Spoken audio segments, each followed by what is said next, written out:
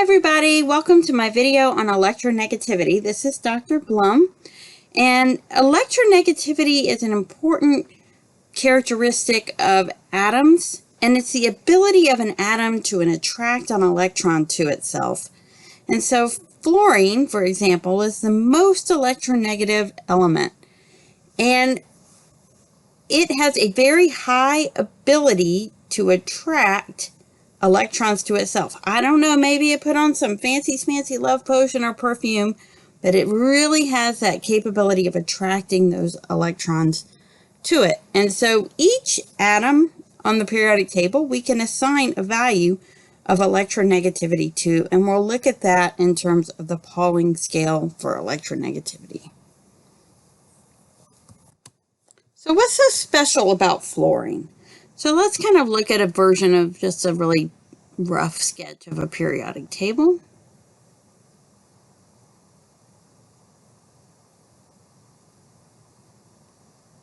Very rough sketch. And where does fluorine live on the periodic table? Fluorine lives right up here on the periodic table, right in the upper right-hand corner.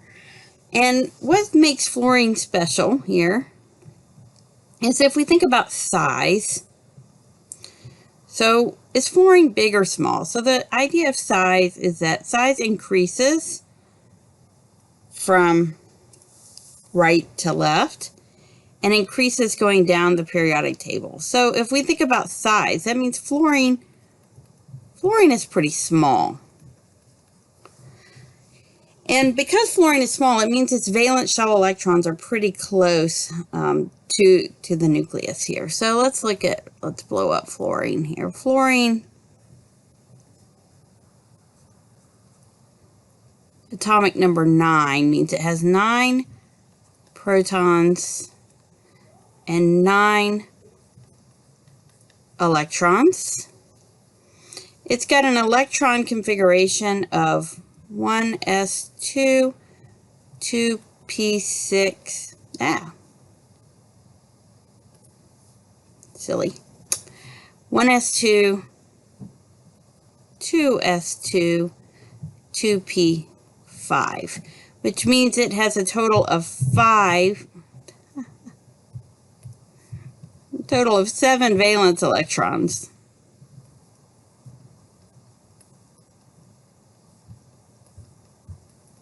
Which makes it very close to what it desires, right? We remember the octet rule. Fluorine really wants 8 valence electrons. That makes it the most happy. So it's one short of a full valence. And this 2p is pretty close to those 9 protons in the nucleus. So those protons have a fair amount of pull. Not much shielding here. Only the 1s2 electrons are shielding those valence. So fluorine has a lot of pull on those electrons. And that is the two features that really make fluorine that super attractive atom.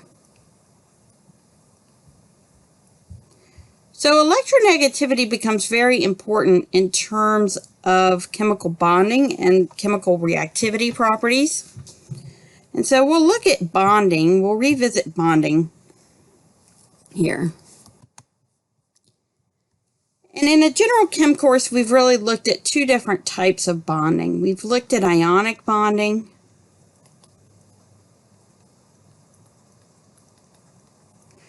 and we defined ionic bonding as transfer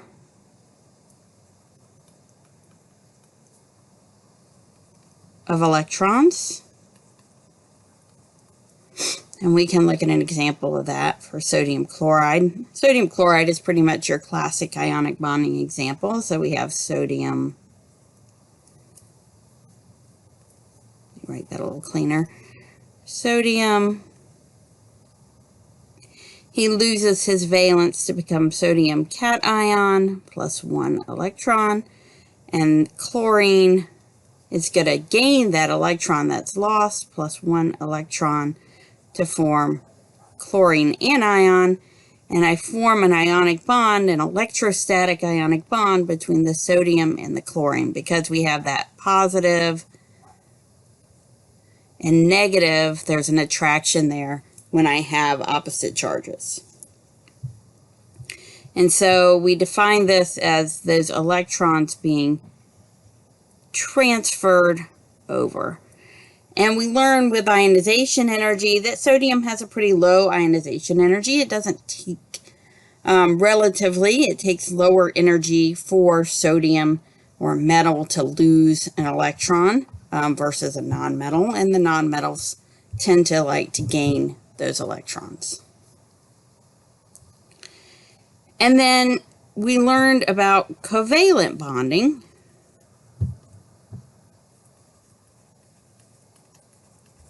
Which involves sharing of electrons.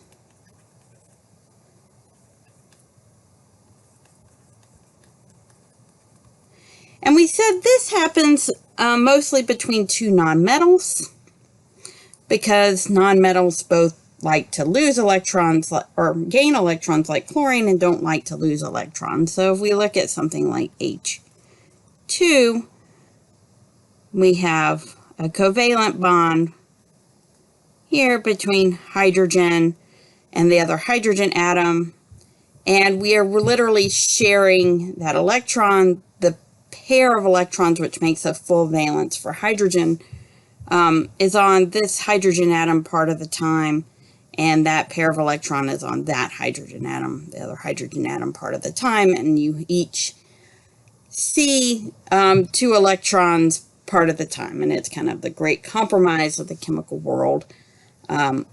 Why this happens. And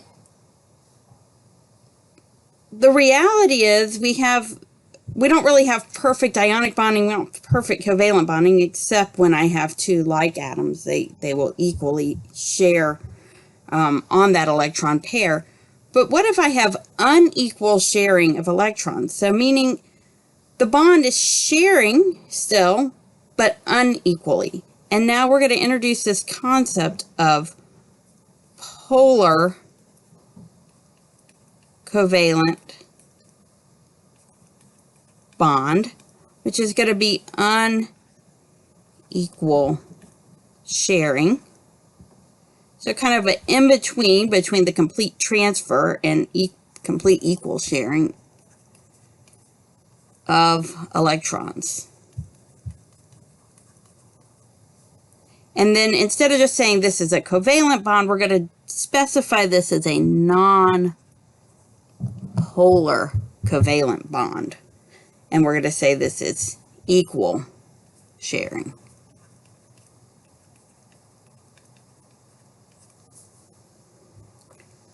So we're going to be able to use electronegativity in order to distinguish between these 3 different types of bonding. And we're going to use this scale known as the Pauling electronegativity values. And this is a chart that goes from 0.7 here, francium, to 4.0 at fluorine. And 4.0 is the highest value. Notice with this chart, we're going to increase electronegativity from francium up to fluorine here. So our larger atoms tend to have low electronegativity, and our small atoms tend to have high electronegativity on average. And we're going to use differences to identify the type of bond that we have. So we're going to calculate the difference in electronegativity value, the absolute value of that difference. So it's always a positive number. And then we're going to be able to classify whether or not we have a polar, nonpolar, or ionic bond. So if the difference in electronegativity values between 2 atoms in a bond, if the difference is between 0 and 0.4, we're going to classify that as non-polar covalent, saying that each atom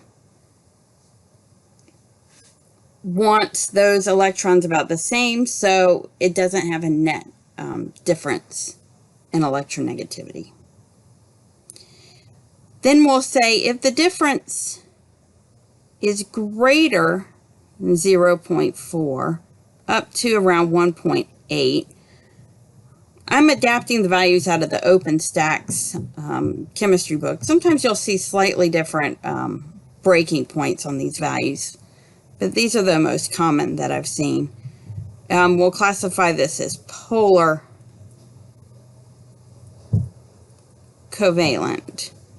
And then lastly, if my difference in electronegativity is greater than 1.8, we're going to say this is ionic, because the one atom wants that electron so much more than the other, it's just going to transfer that electron over, so we end up with an ionic bond.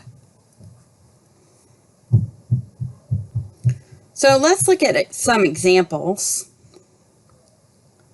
using our differences in electronegativity.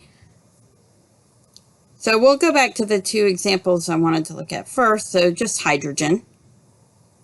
So if hydrogen is bonded to another hydrogen, the difference in electronegativity, so hydrogen has a value of 2.1 minus 2.1, and so that's got a difference in electronegativity, delta En equals 0. So it is nonpolar covalent. But even if I took a very electronegative atom and I bonded it with another very electronegative atom, so I take fluorine, bonded with another fluorine, the difference 4.0 minus 4.0, again, my delta electronegativity is still 0. And that's because even though fluorine here is super electronegative and it attracts that electron, remember we always draw these bonds, it's a pair of electrons, that attracts that electron to it, this fluorine has the same amount of attraction to those electrons. So they're kind of in an equal tug of war. We have big tug of war team over here, big tug of war team over here, but they're equally pulling, and so it's got a net nonpolar bond to it. So even with highly electronegative atoms, we can have still nonpolar covalent bonds. The other example I want to do here is carbon hydrogen. So carbon, and it's hard to see this because hydrogen kind of sits in the middle of this trend. It doesn't really fit anywhere in particular. That's why they have it separated out. Carbon is 2.5 and hydrogen is 2.1, which gives it a delta electronegativity equal to 0.4, which is still, it's right on the line, but it's still considered a nonpolar covalent bond. And the carbon-hydrogen bond is probably the most important bond in organic chemistry, and it comes up a lot. And even though it's handy to have a table of values like this where you can calculate it, you really should just know this is a non-polar bond because it just shows up so often. We just need to know that that's non-polar.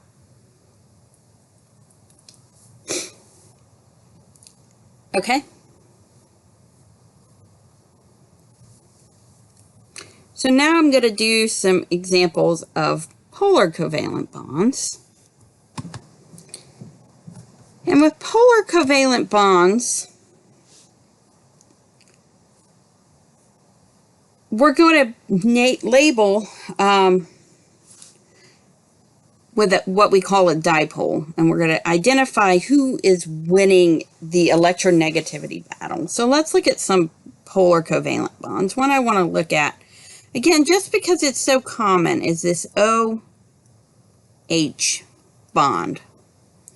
So oxygen is 3.5 and hydrogen is 2.1. And that difference in electronegativity, absolute value again, is 1.4. And so that solidly fits us in this polar covalent bond. And whenever I have a polar covalent bond, I'm going to identify it by telling you who's winning, who's the more electronegative atom.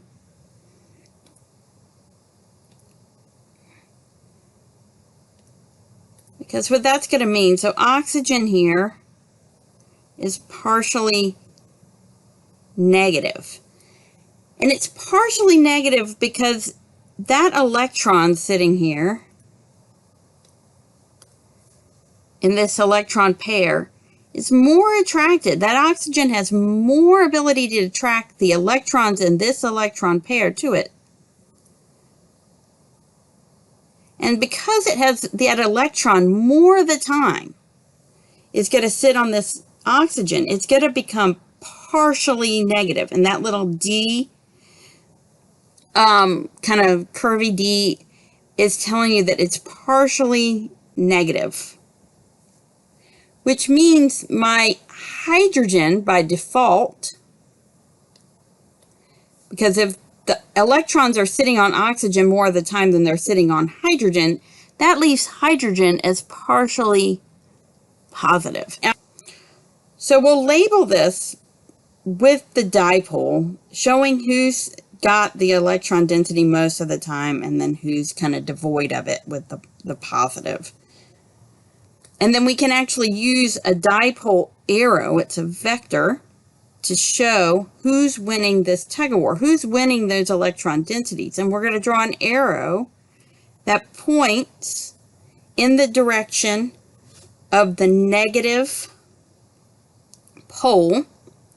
And then we're going to put a positive, we're going to put a little cross on the other side of the arrow to represent that this has got the positive pole.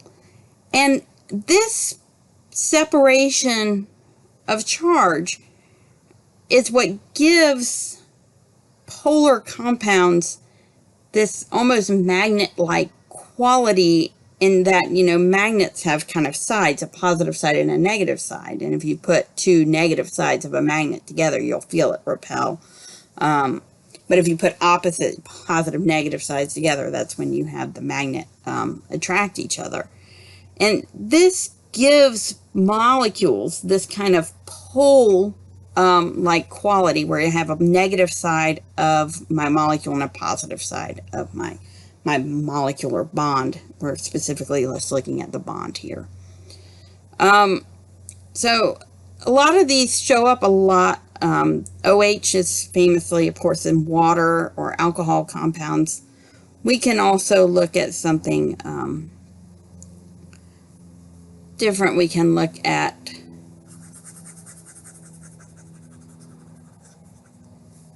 another one, CO bond. Carbon here again is 2.5. Oxygen is 3.5. And it doesn't matter if it's a single bond or a double bond. It doesn't change this difference in electronegativity here. So don't let that throw you if you're looking at different molecules. And so this electronegativity difference is 1.0, so still in that polar area. And we're going to mark, again, the oxygen here. He's winning. He's more electronegative, so he becomes partially negative, and my carbon becomes partially positive. And then when I go to draw my dipole, I'm going to draw an arrow pointing toward that oxygen. All right, the last category we're going to look at are ionic. And so for ionic, we'll look at sodium chloride.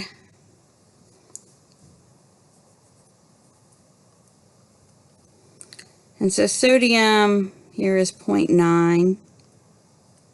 Chlorine is 3.0. And so the delta En here is equal to 2.1. And that puts us in this ionic category. And so when that happens, if we think about my electron pair, again, sitting in here, we're not going to even share. The difference in electronegativity is so high, chlorine is just going to take that whole electron pair, leaving the sodium cation and the chlorine anion, creating that. It's no longer a little delta plus and a delta minus. It's a solid positive charge on sodium, and we have a negative charge on that chlorine. We have complete separation of the charge, and we form an ionic compound. So really, we can use this technique to identify with any different kind of bond and classify it in one of these three categories. One thing I'd like to point out is this iron chlorine. And this iron is a metal, right? Chlorine is a non-metal. And you might instinctively think metal plus non-metal should give me ionic. But when we actually look at the values for electronegativity, we have iron is 1.8 and chlorine is 3.0. The difference in electronegativity here is only 1.2. So actually this is more of a polar covalent bond than it is an ionic bond, or at least it has some pretty solid covalent properties to it. So when we're defining bonding, we get a little bit more information from observing its electronegativity values, and then we're going to take this and look at larger molecules that have multiple bonds and use this to identify a polar molecule. So it's a very powerful tool, something you should be very comfortable with.